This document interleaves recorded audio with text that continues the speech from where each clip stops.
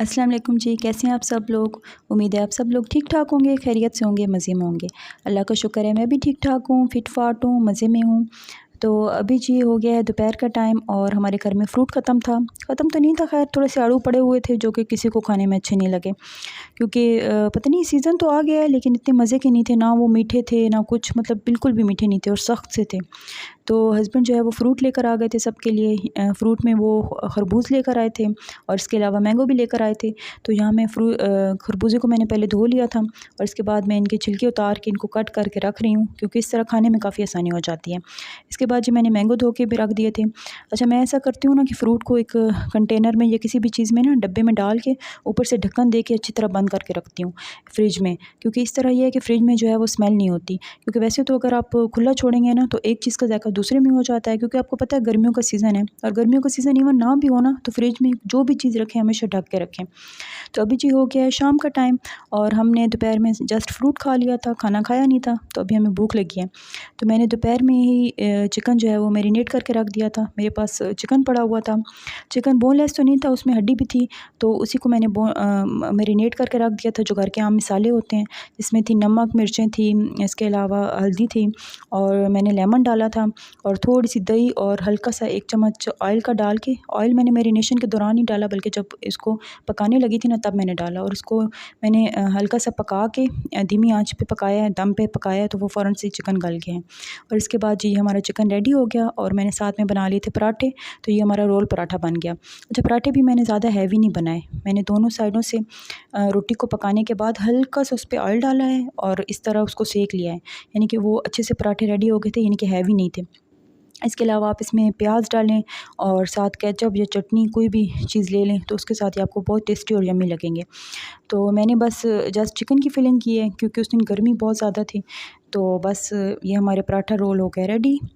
और इसके बाद शाम को हमारे साथ ना कुछ गड़बड़ हो गई थी। गड़बड़ ये हुई थी कि मेरा जो बड़ा बेटा है आहद, उसको हम हॉस्पिटल लेकर आए हुए थे, क्योंकि उसको बहुत ज़्यादा टेम्परेचर था। उसको 2-3 दिन से टेम्परेचर है और मैं उसको घर में जो दवाएँ हैं वही दे रही थी और उसका टेम्परेचर उससे उतर भी गया था। लेकिन थोड़ी देर बाद उसको फिर टेम्परेचर हो जाता था, तो इसीलिए हमें काफ़ी परेशानी हो रही थी, वो ठीक नहीं हो रहा था। और अभी हमने कुछ दिनों में घर भी जाना था, तो काफ़ी टेंशन हो रही थी। इसके बाद हम उसको हॉस्पिटल लेकर आए और वहाँ उसको उस टाइम भी 102 पे बुखार था। तो उसको ड्रिप वगैरह लगी है, जिसके बाद उसका टेम्परेचर थोड़ा कम हुआ और फिर भी अल्लाह का शुक्र उन्होंने एडमिट नहीं किया, वरना ज़ाहिर है एडमिट होता तो बच्चा तंग होता और वो बहुत रो रहा था। तो अभी उसको दवाएँ वगैरह दे रही हूँ, इंशाल्लाह इंशाल्लाह वो ठीक हो जाएगा। तो इसके बाद जी दोपहर का टाइम हो गया और दोपहर में मैं बना रही थी करेले। तो करेलों को मैंने अच्छा, मैं ऐसे करेले बनाती हूँ ना कि बिल्कुल भी कड़वे नहीं बनते। तो आप आपकी मर्ज़ी की बात है, अगर आप कड़वे बनाना चाहते हैं तो कड़वे भी बन सकते हैं। तो मैं इनकी जो छिलका है ना वो थोड़ा ज़्यादा उतार देती हूँ। इसके बाद इनको फ्राई करती हूँ और पहले धो लेती हूँ, धोने के बाद छिलका उतारती हूँ और इसके बाद फ्राई कर लेती हूँ। फ्राई करने के बाद बिल्कुल हल्के से ऑयल में फ्राई करना है और उसमें हल्का सा नमक भी डाल देना है। इसके बाद सिंपल प्याज डालने हैं आपने, नमक मिर्च डाल के, और जब प्याज सॉफ्ट हो जाएँगे इसमें टमाटर डाल देने हैं और उसको दम पे पकाना है। दम पे जब टमाटर सॉफ्ट हो जाएँगे, इसके बाद जो फ्राई हुए हुए करेले हैं वो इसमें डाल देने हैं और करेले डालने के बाद आपने इसको ढक देना है और सिर्फ़ 5 मिनट या 2-4 मिनट के लिए हल्की सी आँच पे दम देना है, तो हमारे मज़े के करेले रेडी हो जाएँगे। अब जी मैं जा रही थी कपड़े लेने के लिए और मैंने आईब्रोज़ और अपर लिप्स नीट करवाने थे, पार्लर जा रही थी। तो यहाँ मैं हस्बैंड से पैसे निकलवाने की कोशिश कर रही थी, जो कि बहुत मुश्किल काम है। तो मैं उनसे कह रही थी कि पार्लर पे तो ख़ैर मैंने सिर्फ़ आईब्रोज़, अपर लिप्स नीट करवाने थे, लेकिन कपड़े स्टिचिंग का पता करना था, तो उनको ज़ाहिर है सिलाई भी देनी थी। तो इसलिए मैं उनको कह रही थी थोड़े और पैसे निकालें, क्योंकि कपड़े स्टिच हो गए तो फिर ज़ाहिर है मैं वो भी लेकर आऊँगी। तो बस फिर मैं जा रही थी और जब मैं वापस आई ना, तो मेरे साथ सीन कुछ यूँ हुआ कि गैस आ रही थी थोड़ी-थोड़ी। खाना तो मैं बना के गई थी, लेकिन रोटियाँ मैंने सोचा था कि आके बना लूँ, लेकिन थोड़ी-सी मैं लेट हो गई और गैस जो आ तो रही थी लेकिन कम होती जा रही थी। तो मैंने कहा खैर है मैं जल्दी से रोटी बना लूँगी, सालन वैसे बना हुआ है, तो सबको बहुत ज़्यादा भूख लगी हुई थी। हस्बैंड ने बोला भी था कि तुम थकी हुई हो, मैं रोटियाँ बाहर से ले आता हूँ, लेकिन मैंने कहा खैर है मैं रोटी बना लूँगी, घर पे ही बना लूँगी। तो जी ऐसा हुआ कि मैंने 2 रोटियाँ तो बना ली थी, यानी कि आँच कम हो रही थी लेकिन 2 बन गई थी। लेकिन इसके बाद सीन कुछ यूँ हुआ कि हमने रोटी ओवन में बनाई, जिसके बाद हमारी रोटी जो है वो पापड़ बन गई थी बिल्कुल ना, तो वो खाने के काबिल ही नहीं थी। इसके बाद जी वो हस्बैंड गए, फिर इसके नान लेकर आए और फ़ौरन से जैसे ही हमने खाना रखा वो रोटी खाने के काबिल तो थी नहीं क्योंकि बहुत पापड़ बन गई थी। तो बस फिर नान लेकर आए और इसी से हमने 2 रोटियाँ वो बनी हुई थी और नान थे, फिर साथ हमने उसी के साथ ही खाना खा लिया। तो अल्लाह का शुक्र है फिर खाना खा लिया। तो अभी जी मैं देखने लगी थी अपने कपड़े, तो ये मेरे कपड़े अल्लाह का शुक्र है स्टिच हो गए हैं। अच्छा इस दफ़ा ना ईद पे कोई दर्जी लेने को तैयार ही नहीं था कपड़े, सबके पास इतना रश था। तो ख़ैर 2 सूट तो मेरे सिलाई हो गए, घर में जो रखे हुए थे वही मैंने सिलाई करा लिए थे। और इस पे मैंने चीज़ें खुद ही उनको लेके दी थी, बटन लगवाए थे सूट पे, मैंने बारीक वाली लैस लगवाई थी और ये हल्का सा कैपरी पे डिज़ाइन बनवाया था।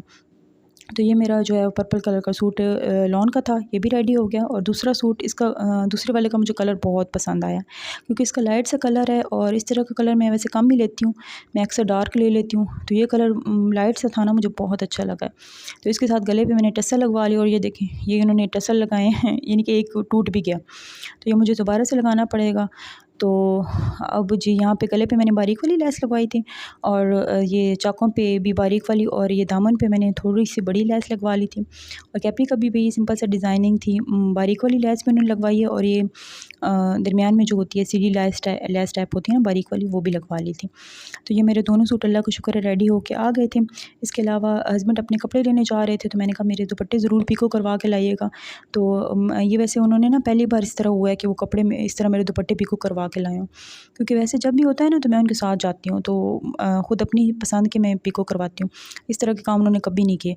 तो ये उन्होंने बहुत ही प्यारा जो है वो दुपट्टा मेरा पिको करवाया था, मुझे बड़ा अच्छा लगा था।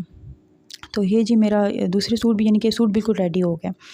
तो बस अब इनको मैं पहन के चेक करूँगी, क्योंकि आपको पता है फिर जैसे ही सूट सिलाई होके आए ना तो पहला काम यही होता है कि पता नहीं कैसे सिलाई हुआ है, पहन के चेक करें।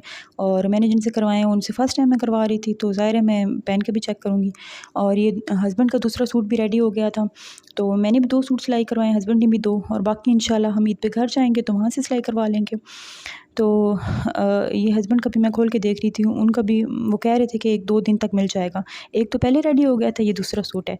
तो बस यही था मेरा आज का व्लॉग। जाते-जाते चैनल को सब्सक्राइब करते जाएँ। आपसे मुलाकात होगी नेक्स्ट व्लॉग में, तब तक के लिए अल्लाह हाफ़िज़।